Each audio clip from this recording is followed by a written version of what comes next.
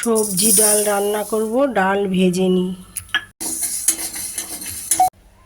ডাল ভাজা হয়ে গেছে, ডালটা এবার ধুয়ে নেব।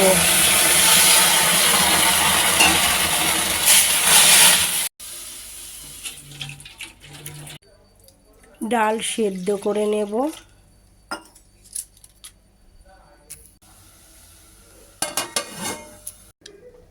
ডাল সেদ্ধ হওয়ার সময় আমি লবণ আর হলুদ দিয়ে দিলাম। বিনস গাজর ভেজে নিচ্ছি। লবণ, হলুদ,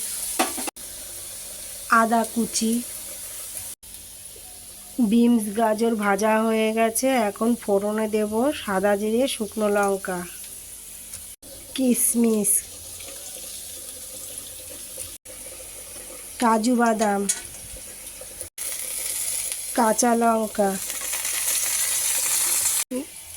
গোটা ধনে, মৌরি, জিরে সমস্তটা গুঁড়ো করেছি। এলাচ, লবঙ্গ, দারচিনি ভেজে গুঁড়ো করে নিয়েছি, সেই মশলাটা দিয়ে দিলাম।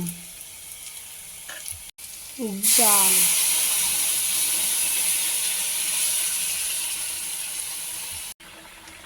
সবশেষে চিনি দিয়ে দিলাম।